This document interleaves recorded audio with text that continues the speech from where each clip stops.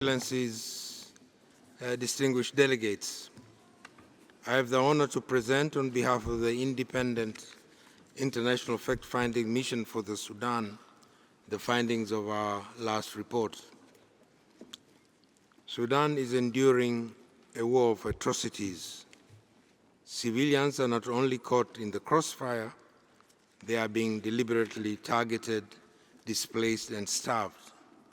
Both the Rapid Support Forces, RSF, and the Sudanese Armed Forces, SAF, and their respective allies have committed war crimes. In the case of RSF, many acts rise to the level of crimes against humanity, including persecution and extermination. Our report focuses on the impact of the conflict on civilians and on infrastructure indispensable for their survival.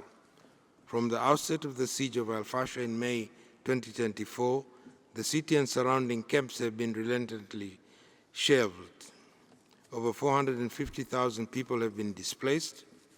The RSF specially targeted displaced camps, particularly Abu Shuk and Zamzam, where survivors described how hundreds, possibly more than 1,000, were killed. Entire sections of the camp were burned, and over 400,000 people were displaced once again. Both sides committed reprisals. On 20th of October 2024, the RSF attacked East Jazeera after a commander defected to SAF. Over 30 towns and villages were ransacked, with hundreds reportedly killed, beaten, and raped. The SAF, too, carried out reprisals. After retaking parts of Jazeera in January 2025, SAF allied forces attacked the Kanabi community, killing dozens and burning homes. Verified videos from Khartoum and Omdurman show how men in army uniform executing civilians suspected of supporting the RSF. Both sides carried out arbitrary detentions, torture, and inhuman treatment. Survivors from SAF RSF sites described slaughterhouses where dozens died from beatings and starvations. Victims from SAF facilities recounted electric shocks, sexualized torture, and conditions so overcrowded that detainees had to sleep standing. Sexual and gender-based violence had been a defining feature of the war. The mission documented rape, gang rape, sexual slavery, abduction, and forced marriages by RSF fighters, often targeting non-Arab women and girls, some as young as 12. There is also evidence of SAF committing sexual violence, particularly in detention centers. These are deliberate strategies.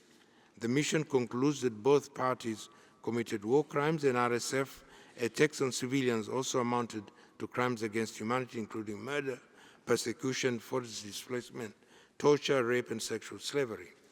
Excellencies, the war is destroying not only lives, but also the means of survival. Hospital, markets, water and electricity systems, and humanitarian convoys have been systematically attacked. Markets, the backbone of food access, have been repeatedly bombed, and in October 2024, SAF airstrikes in El Koma market killed at least 45 civilians. 2 months later, Cap Kabia market was struck, killing more than 100. In March this year, SAF bombed Tora market during peak hours, killing and injuring hundreds. The RSF too shelled markets, pillaged entire areas, and destroyed Zamzam camp's market. RSF drones hit the Moroe Dam and water towers, leaving communities without drinking water. The health system has been disseminated. The RSF repeatedly struck Al Junaibi Hospital until it closed. In January 2025, a drone strike on Al Saudi Maternity Hospital killed 170 and destroyed its emergency ward. Less than 1 in 4 health facilities remain operational in the worst heat-affected areas. Medical personnel have also been targeted. At least 159 health workers have been killed, threatened, or arrested, or abducted. In Zamzam, RSS fighters shot 9 relief staff in April 2025.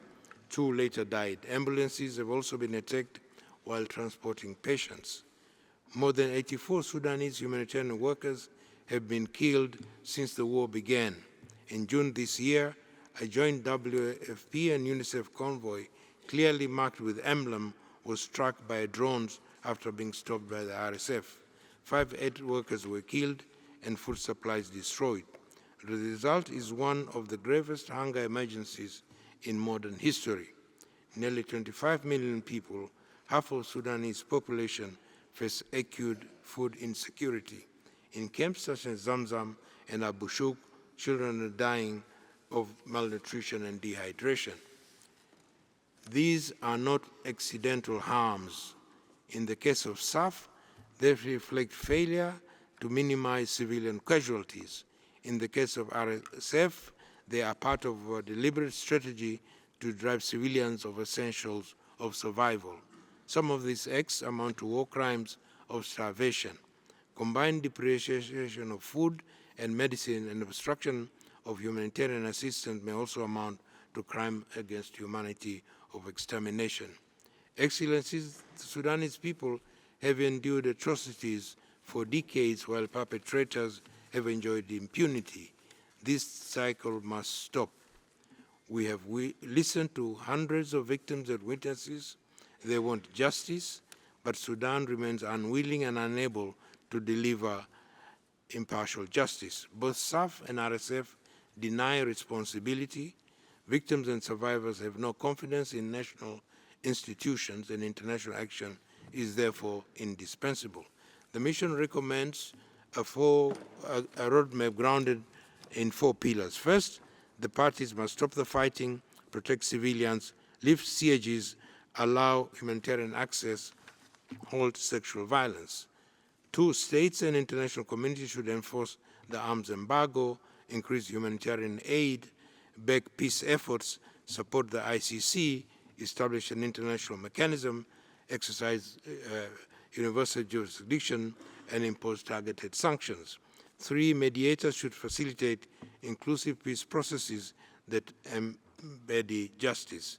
4th, civil society must continue to document violation, support victims, and lay the foundation of an inclusive, right-respecting Sudan. Excellencies, the international community has the tools and must demonstrate political will. Every day of delay costs lives. The people of Sudan deserve not sympathy but action, justice, protection, and a future free of violence. Thank you very much.